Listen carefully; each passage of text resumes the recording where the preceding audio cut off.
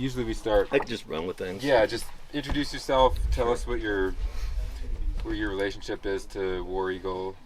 Okay. And why you're up here. Well, this place.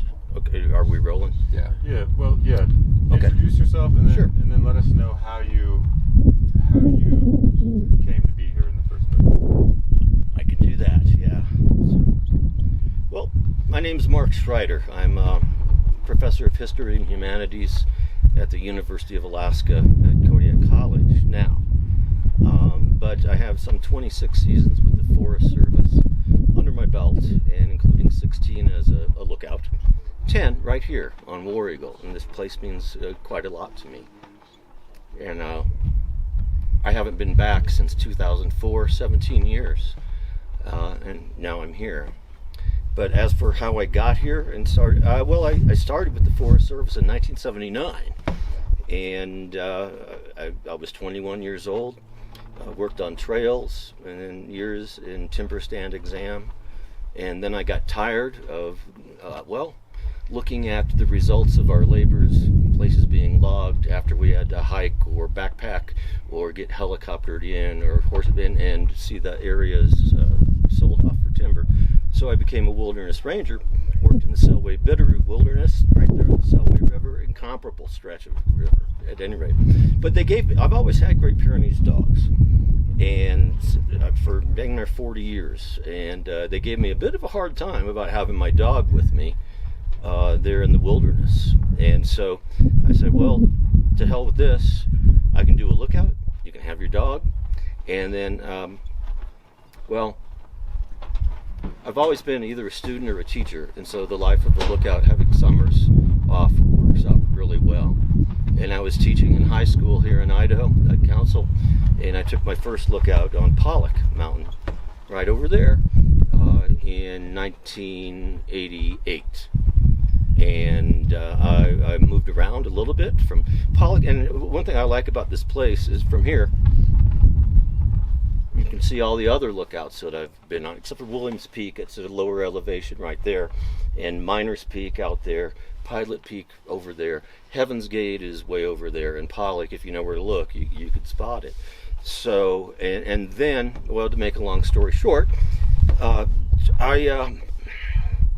always knew that I'd end up at War Eagle somehow. Don't ask me how. But it's the hub lookout, and I was on Miners Peak for a couple of years. And before I took over War Eagle, there was a woman named Judy Puderbaugh here, who's from Salmon. She'd been here, I think, 28 years, something like that, a long, long time. And folks thought, well, she's never going to leave. And then she did, and it opened up. And I said, awesome, I'm coming to War Eagle. And also because I'm a traditional bow hunter, I can hunt from here too.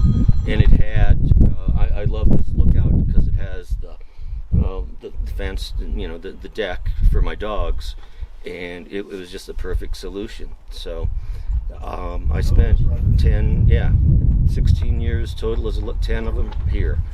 And I was telling Roger, who's now manning the place, staffing the lookout, that generally, you come up in June, you might leave in September or when the snow comes, October, but I've been on a lookout as late as November 10th on Heaven's Gate.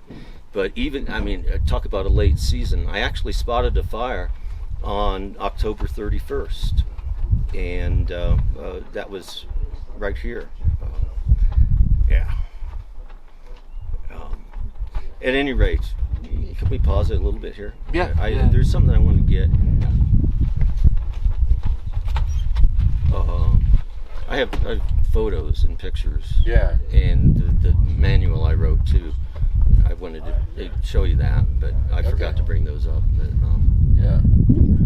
Could you maybe real quick just? I can be more animated too, but I had a rough night last night. Oh, you're doing fine. You're doing my buds.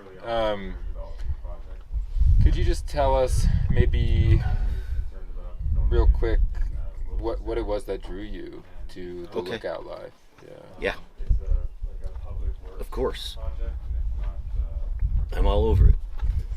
Alright. Okay, I came in lookout mode, think like a mountain and everything too. So, yeah. Well, I do environment. You're in the English department? Yeah. Yeah. Do you know Dennis Baird up there at the university? No.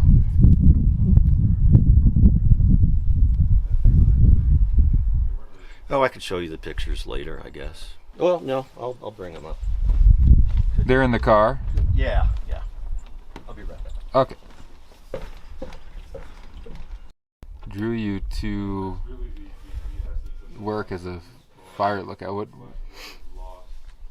What appeals to me about this? Yeah. Well, there's so much, and I didn't realize how much I'd love it before I started doing it, but it gets under your skin. Now, I've always grown up with in the outdoors, loved the mountains. I grew up in the mountains. Well, I spent every summer of my youth practically at a guest ranch, Paradise, owned by my great uncle, Wyoming Jack O'Brien, in the Bighorn Mountains. And when it came time for me to study, and I could also study while I'm on the lookout, and I've studied a lot. And I worked on my master's thesis on Heaven's Gate here at War Eagle, worked on my doctorate, and it's just perfect for that. But I love the outdoors. I like the solitude too. A lot of people can't handle it, and we've had folks who panic. They just walk away from a lookout simply because they don't want to be alone. I had one guy who wanted to work here and on a lookout.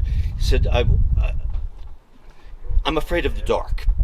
And he said, I'll be on a lookout. I can't avoid the dark. I'm going to confront my fears and my phobias. And well, maybe this may not be the place for you. So I've seen quite a bit over the years, but I just love it. The solitude, the quiet, just the walking, the nature. The animals, elk, deer. Oh, and I shot the bear just right there, climbing the stairs to this lookout. And it just seeps into you. And it's almost, when you come up to a lookout, it's sort of like time slows down. And I would tell lookouts I've trained, you're not the same day, or the same person that you were on day 30 on a lookout as you were when you started, let alone day 45.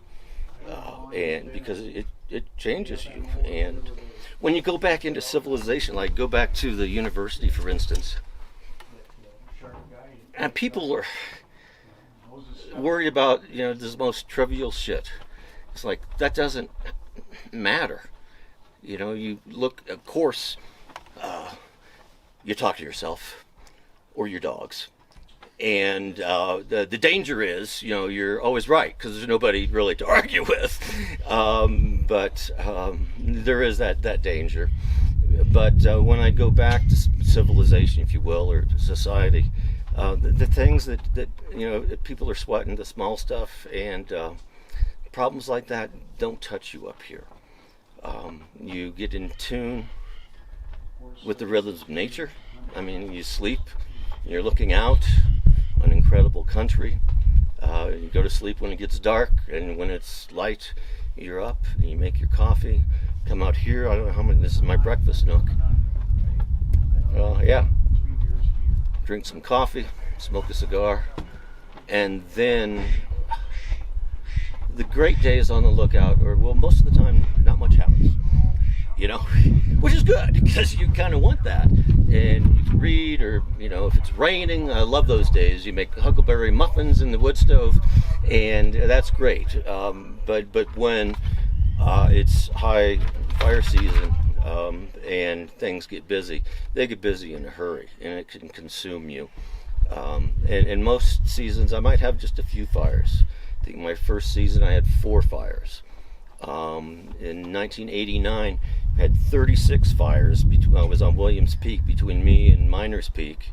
And I remember that day, July 28th, 1989. And I had a belt buckle that the Forest Service gave us.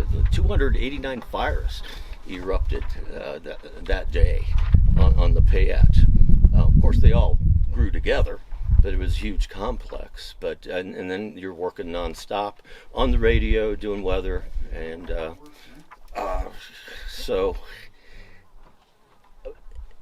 you live just. And I love this lookout. Well, it has a road. I like lookouts without roads, but it also allows me to have company, and we've had some great times up here. And it has drawbacks too. And nowadays there are more ATVers and dirt bikes, coming up. But for the most part, you can be alone. If you can handle your own company, it can work. And I can talk about some big fires if you want. So. Yeah. Because, like I say, lookout life is pretty boring, and a lot of folks say, they couldn't handle it. Oh, I told you earlier, like if I were to ever go on Jeopardy, when they have, the moment, like Alex asked you, well, he's dead now, of course. But I always thought, if they asked a question like, what do you have that is unique about you that you can say?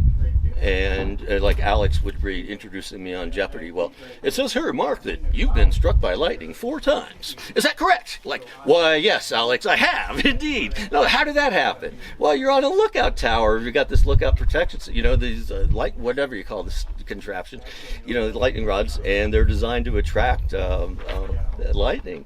And the first time it happened was over there at Miners Peak. I was with my dog Cognac. And there's a big storm. I'll tell you what, and it's great watching a storm come in. It's like watching a movie, and because they come generally track from the southwest to the northeast, and you know it's happening. You might hear other lookouts go out of service way out there, and then you make the popcorn with butter, Parmesan, and all that. Yeah, and then the first time. And it gets closer and closer and closer, like, whoa, quarter mile, that one's really close. And then I was sitting on my insulated stool, and there was Cognac on the bed, and we got hit. It like, kaboom, ow. And the popcorn went everywhere, I swear. But, and when you're hit, because it's sort of like, there's something that goes, it kind of sucks something out of you. And, you can look at the corner of your towers and you might see them glowing blue. There's something I haven't seen, and that's called St. Elmo's fire, which I've talked to at least one lookout who has seen it, which is a everything's grounded, but there's a residual ball of energy that floats kind of like, in the air. And she was watching this, and her dog was freaked out, tried to latch at it. But it just hit the stovepipe and went down. So an anomaly, I guess, but it exists. St. Elmo's fire.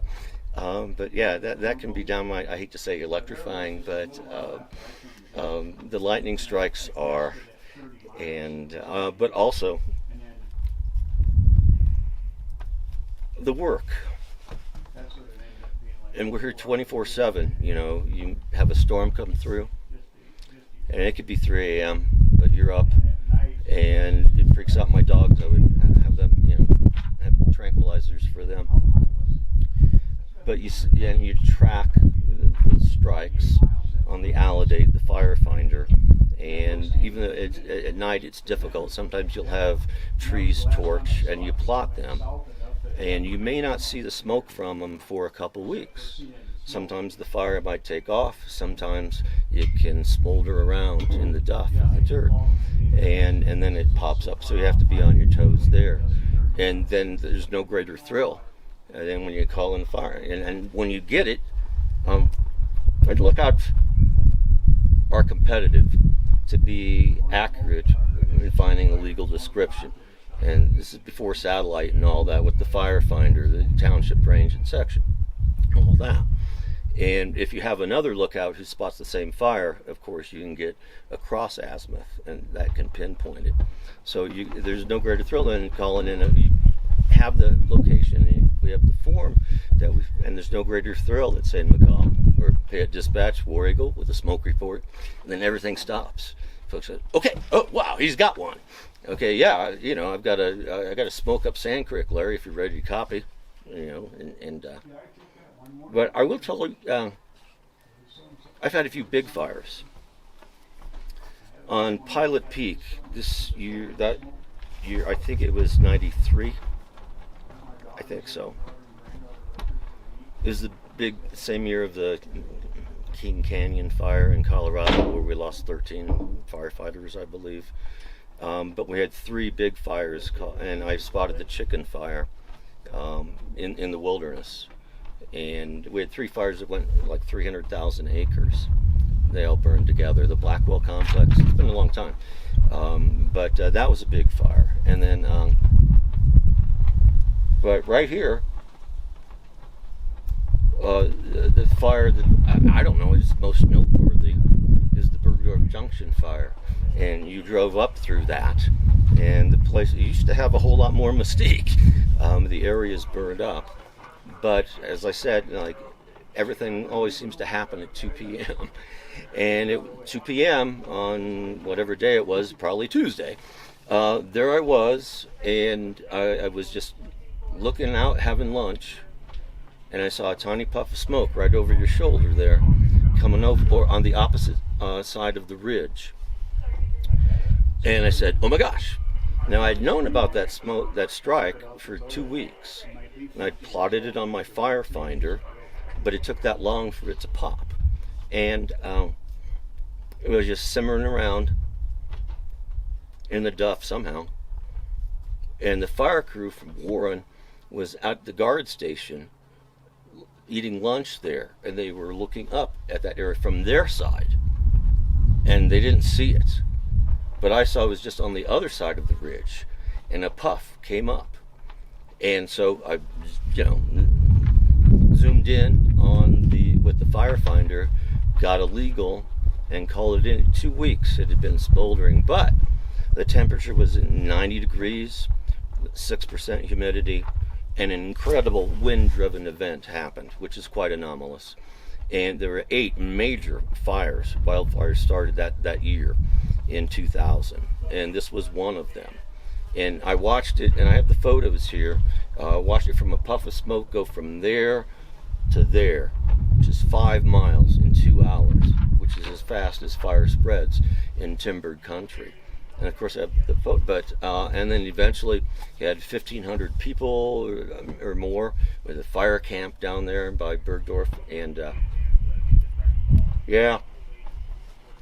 President Clinton came by, and Rogers telling me, oh yeah, there's a story, that Clinton, his helicopter landed right here at my helipad. No, but he flew by, and he visited down below, but it was a major disruption. But and of course, you asked why I get involved in this and why I do lookouts. Well, it's not that I love the outdoors, but I went to study, and I knew education was the thing. My father just died. He's a superintendent of schools, and always encouraged me.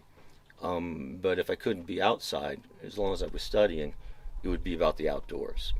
So I specialize in environmental history, wilderness issues. My doctoral dissertation is a history of the outfitting industry in the river no return backcountry right here.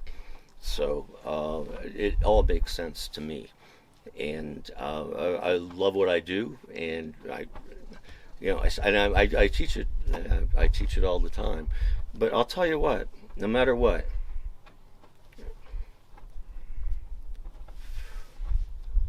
like when things get tough or whatever, I just look back to life on the lookout, where things make sense, and they do, for me. And things are simpler and meaningful, and so much so that, well, okay, you heard the story. I've always had Great Pyrenees dogs.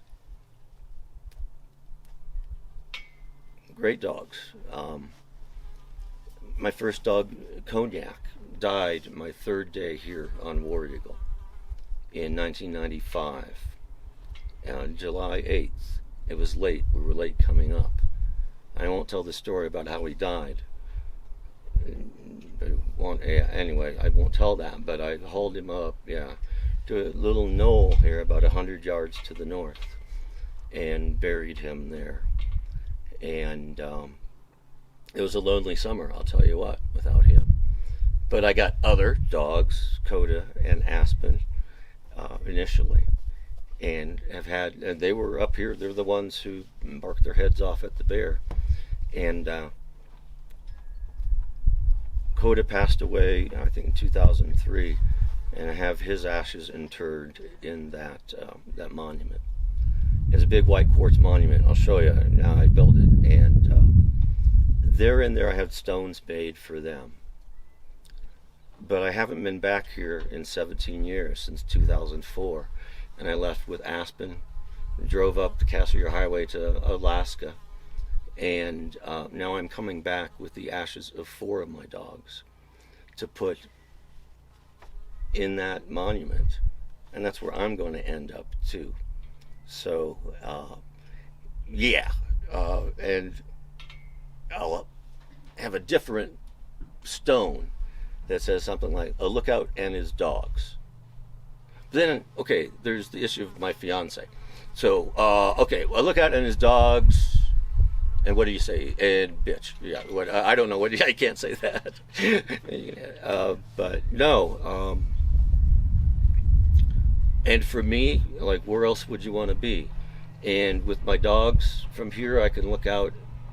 Wow, look out! How can you not? But I can see pretty much almost all the lookouts that I've spent time on, and the country that means a lot to me.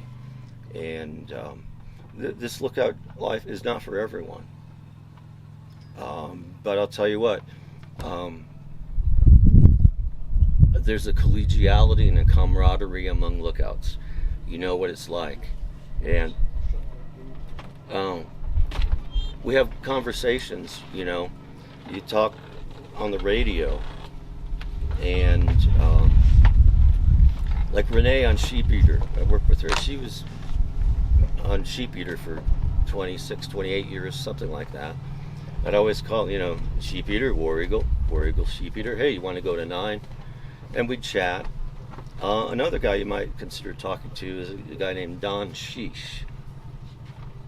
Yeah, we chatted with him. Oh, you did?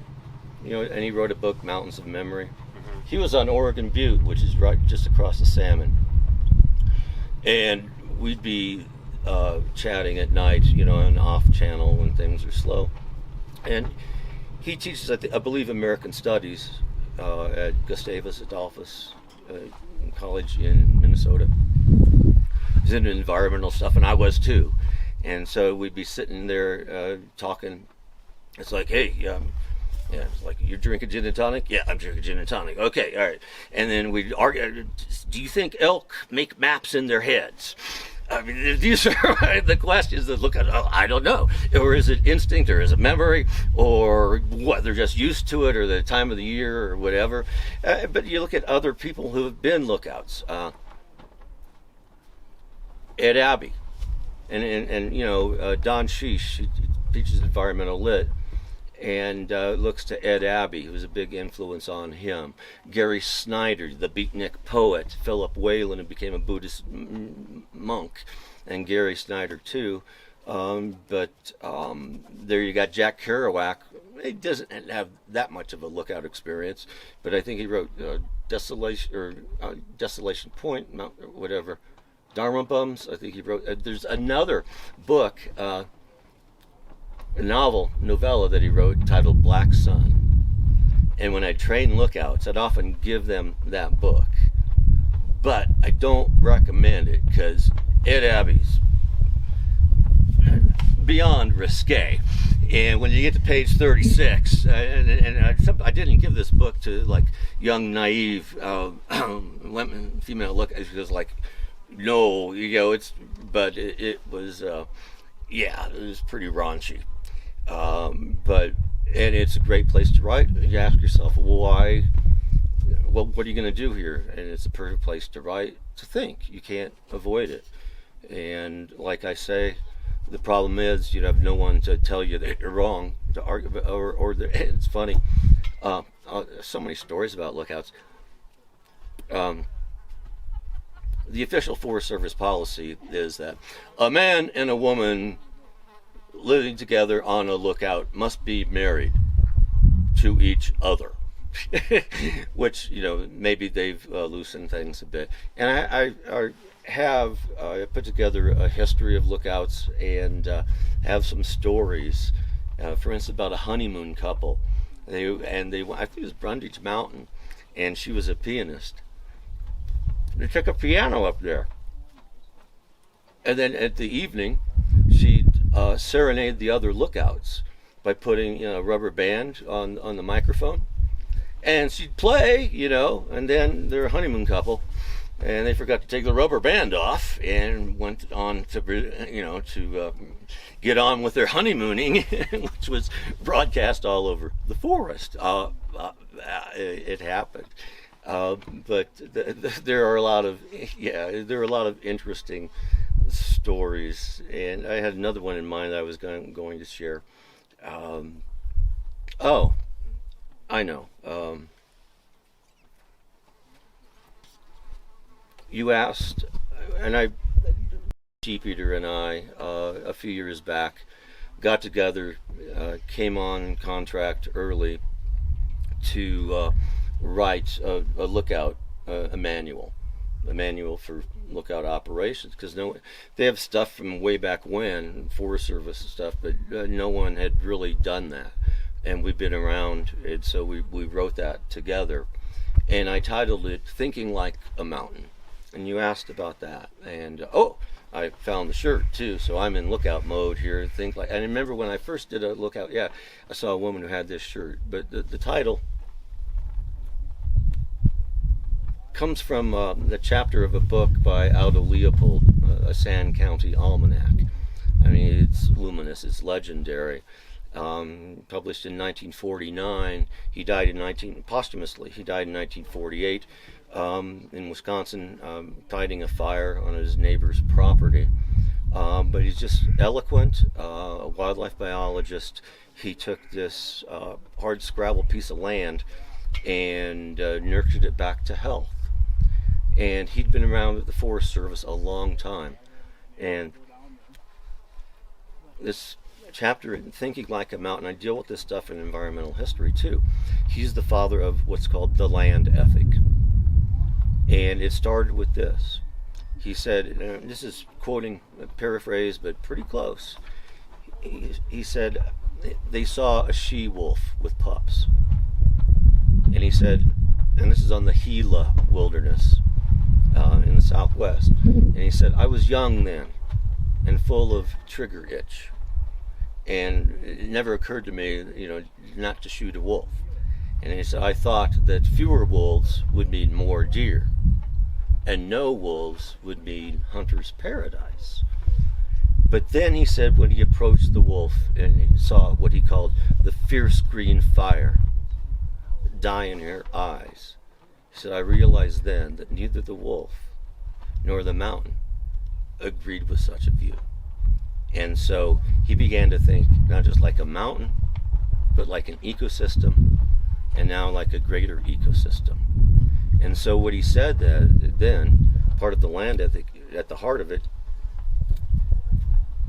is that just as humans have ethical responsibilities to each other, so too do we have a responsibility, ethical one, to, as he said, the soil, the lands, the trees, the flora, the fauna, the water, or collectively the land. And that became known as the land ethic.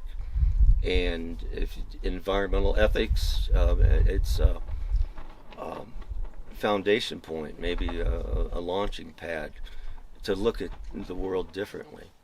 And now it's been modified. Now we have ecofeminism and all that, but it's simply a way. And you feel that here on the lookout. And one thing, and you come up here, first you learn the scene area. You know everything, not just every peak, but saddles and all the cricks. They're pronounced cricks here. Yeah, and the rivers and the points, and You scan all the time, and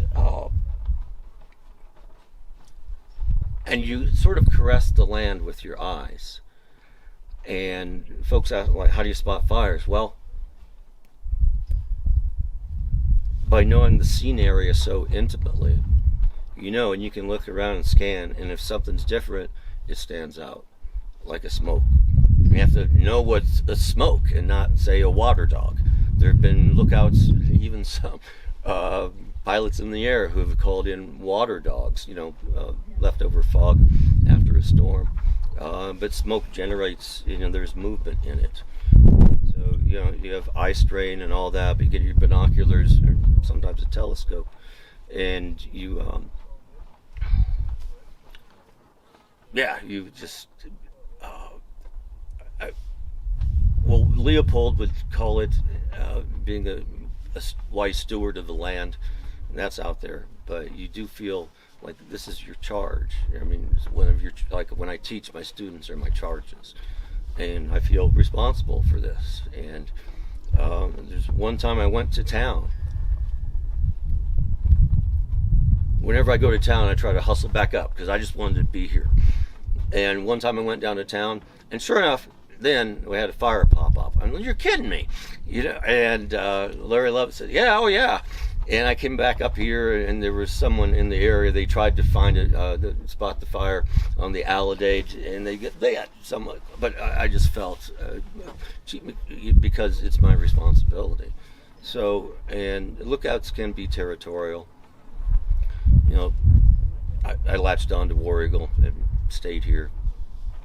Renee on Sheep Eater. There are other lookouts who have been around, but I don't want to say we're a unique breed or anything. That's so corny. What? Go ahead. No, I wonder if you could say a little bit more about that territoriality. Well,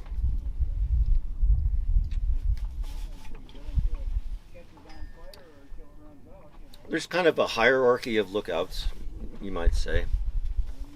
Like, this is the lead lookout on the east side of the Payette. Sheep Eater is the lead lookout on the west side, or excuse me, east, over there, east. And she stayed there for a long time. Like, Judy stayed here, and because it's primo, it's prime, and if you like a place, you stay there. Like Miner's Peak, it's custom-made log. I stayed there 2 seasons. I love that place. Williams Peak, which is a lower elevation. It's an L4 cabin on the ground. There's a woman there named Lily. Oh, I'll tell you, bless her soul. She came up and I trained her here. I met her. She was just eating garlic, but she was like from Portland, I believe, or Seattle. Hippie chick, sure. And beautiful and vegan and all that. But they called her Lily of the Mountains over there on Williams, and I'd been there on Williams Peak. And it was probably 2004, maybe 2005, when I moved to Alaska shortly after I had. She had been working a long fire season, like 2 months on, with no time off. And they flew her off with the helicopter so she could get some rest. And it crashed right there on the road. And I saw the photos, and so she and 3 other people died, and included one firefighter, the pilot, co-pilot, and yeah, and they died right there. And I'll tell you, that hit hard. Could have been any one of us. And Renee especially affected her. Everybody loved Lily. There she was, gone. And Renee had a difficult time coming back to the lookout after that.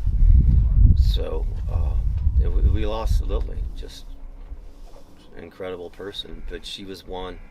And she'd always go out of service. You go out of service.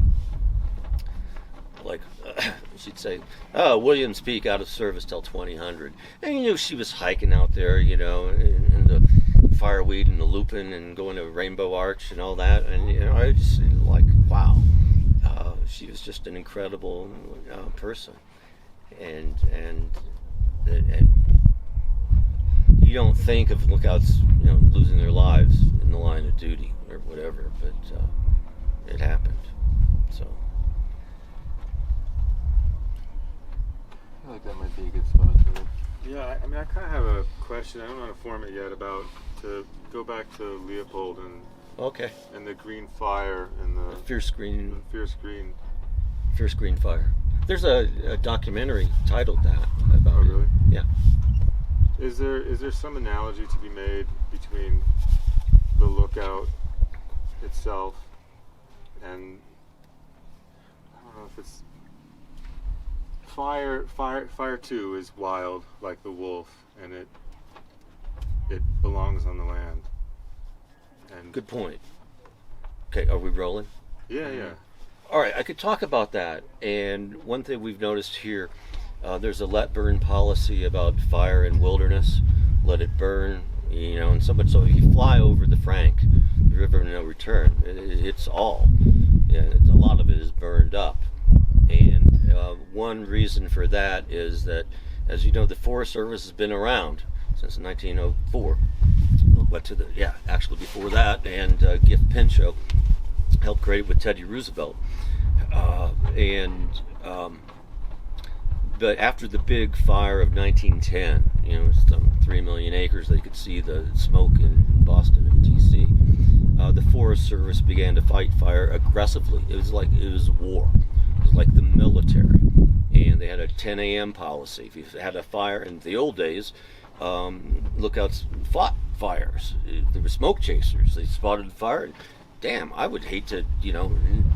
I have like jumpers, smoke jumpers that light they have to go on the fire and like, oh yeah, you got like 1,200 feet to climb yet. Let me know when you get to the fire. I'll have another beer. But the fires get, you know, this is nothing new, bigger and bigger because of all the ladder fuels that are accumulated. Stephen Pyne, Pyne, wrote a great book titled Fire in America. It's a cultural history of wildland fire. And you mentioned that it's wild, it belongs, and in the old days, I also teach Native American history too, yeah. And natives utilized fire, and so much so that the land was a lot more manicured than when Euro-Americans after they came. But you talk about wildness. Yeah, fire was part of the ecosystem now, and especially now with climate change. And in Alaska too, we're seeing bigger fires, longer fire seasons here in the lower 48 as well, and fires of more intensity with a lot more problems and smoke and all that. But you also mentioned wolves. I've seen wolves before they were actually introducing themselves.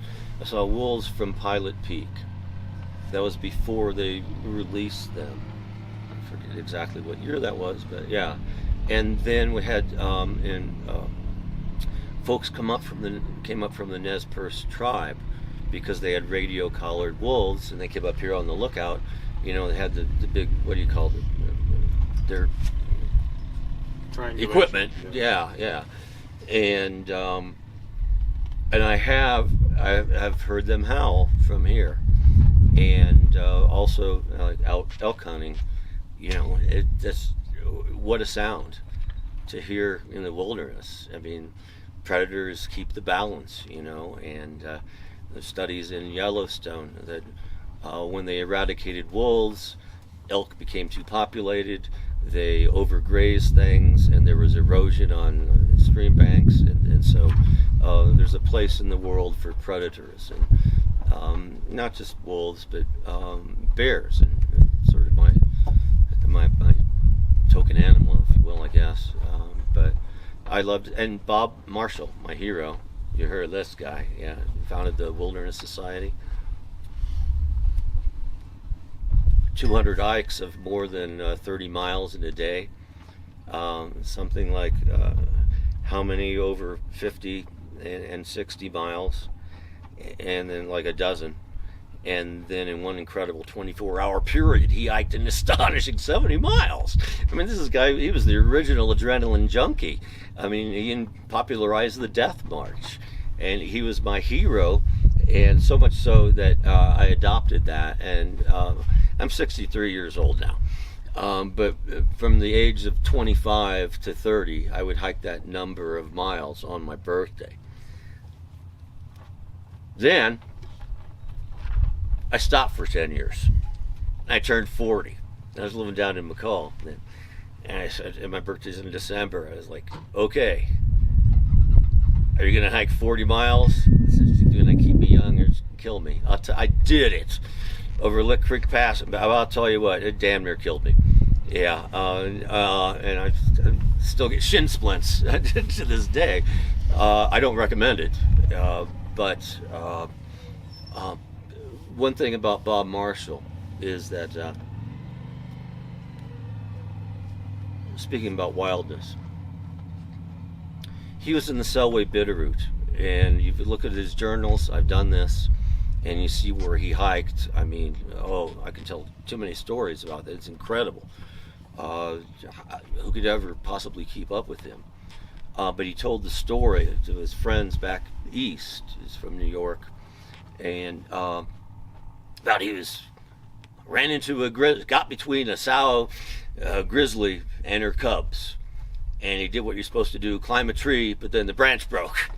And then, so what did he do? He got up and he, played dead, and he got roughed up a little bit. But he came away from that just absolutely exhilarated.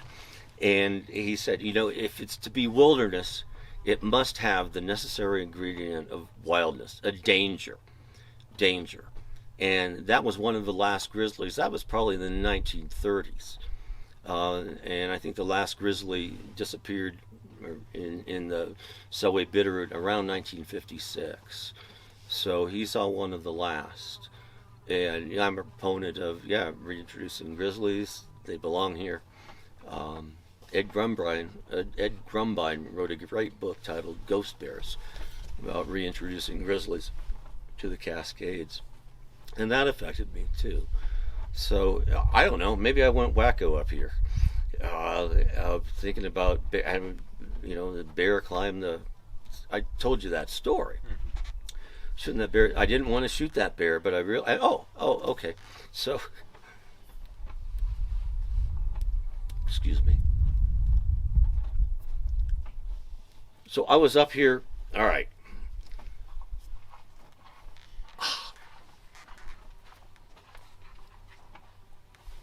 Women. You want to talk about women? So I met this woman, incredible. She was coming up to a lookout. I couldn't take my eyes off her. She was beautiful, petite. Her name was Therese. I won't tell you her last name. She was going up to a lookout. She lived near Donnelly. She was a wealthy, not trust fund baby, but an heiress from Quebec, and spoke in this great Quebecois accent.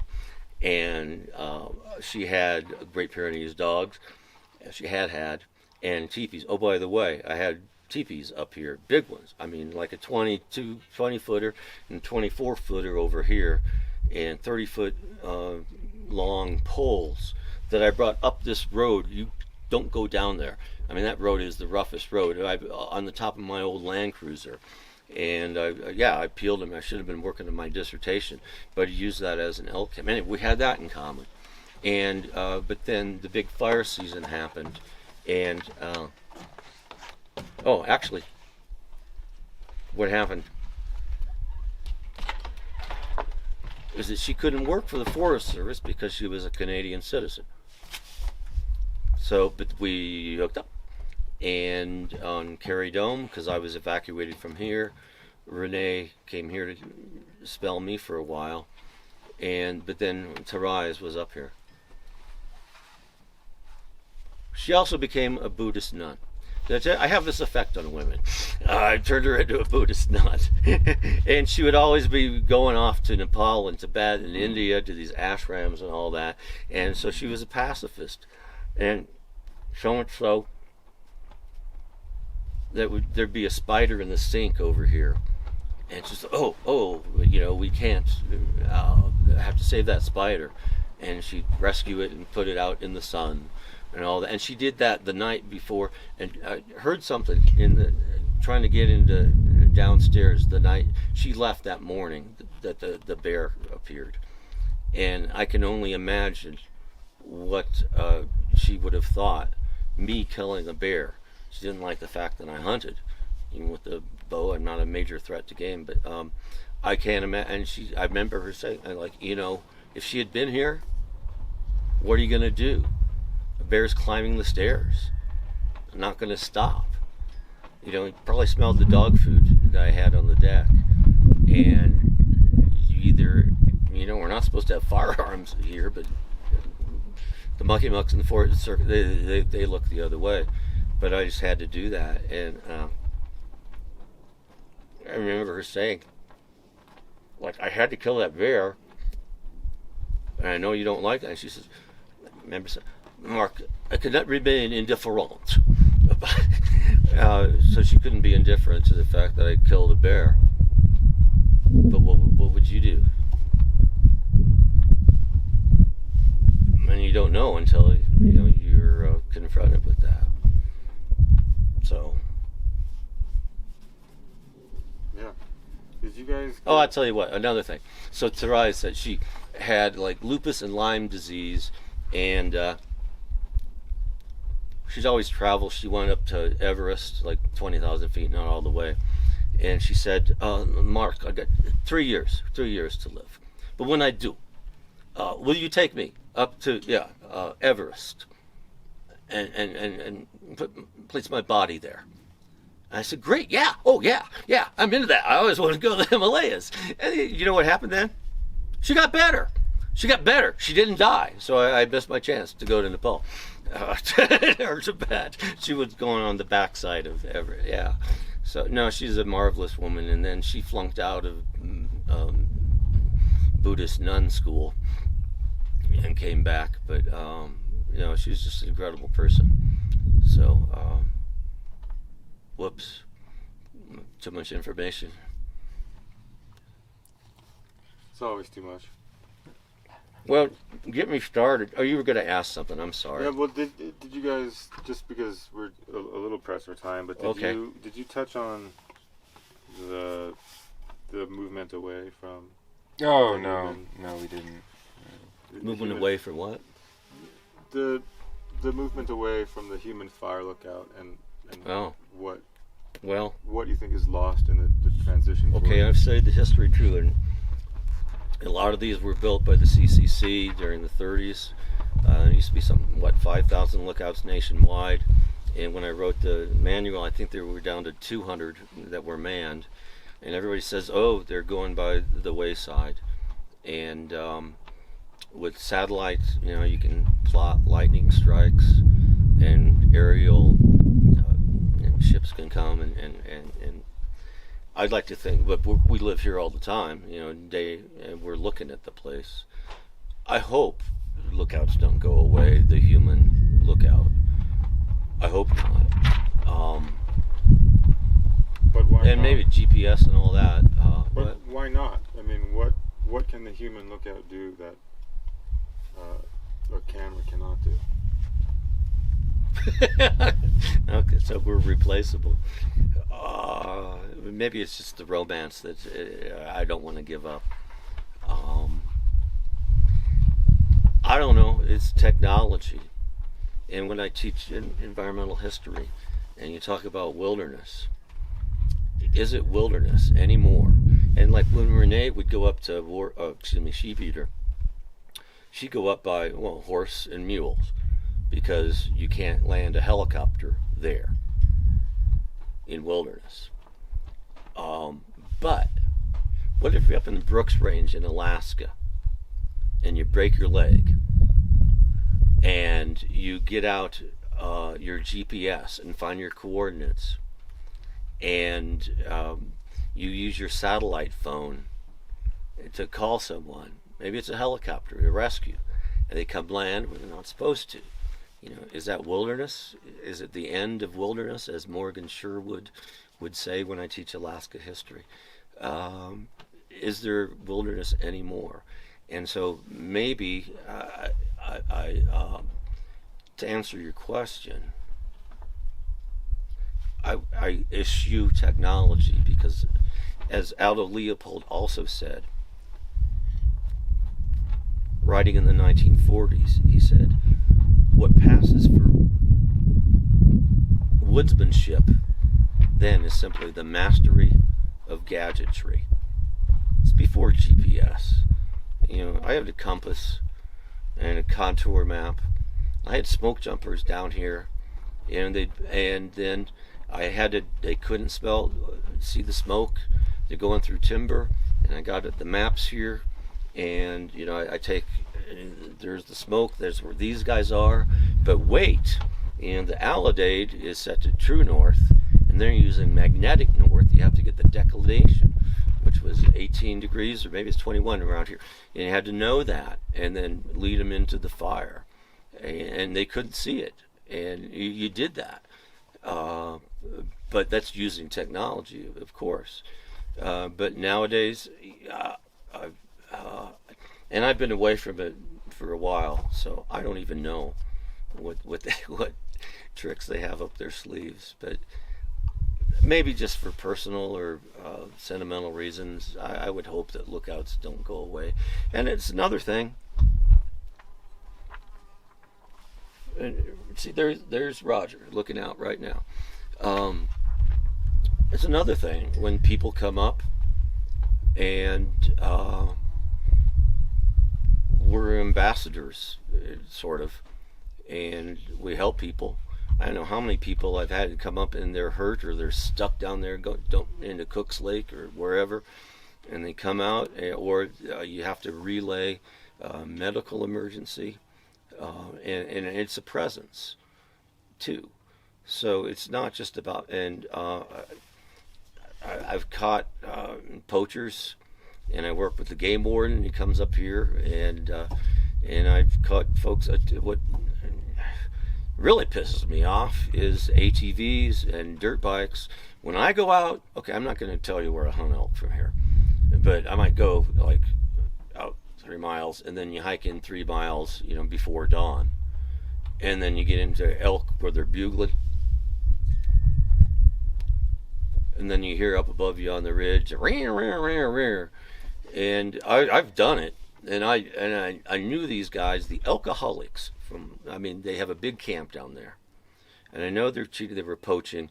8 hunters got 7 elk during bow season. They weren't bow hunting, but they would take their dirt bikes out there, or their ATVs, and I put up these signs, right at the trailhead. The trail, and they still went by them. So I put up, in flagging across the trail. I said, "Hey, you lazy motherfuckers! If you want to access this area, get off your damn dirt bike and ATV and hike in here like you're supposed to." And I confronted them also in their camp, but the game warden got down on them. They poached. They weren't using their bows. 7 elk out of 8 hunters. No. So that's another reason why, that I could be here. It's the human element. And you look, you have guard station visitor centers for the Forest Service. And I'm a history nerd, but I like the history of the lookouts, and I like relating those stories, and people appreciate them. If nothing else, what? Why should you keep it? Well, I would. I always swore I could see myself being a lookout when I'm 70 years old. And I'm looking to retire in a few years. And my fiance and I said, yeah, let's go back to being a lookout if we can. And I could see myself doing this for many, many years, not to mention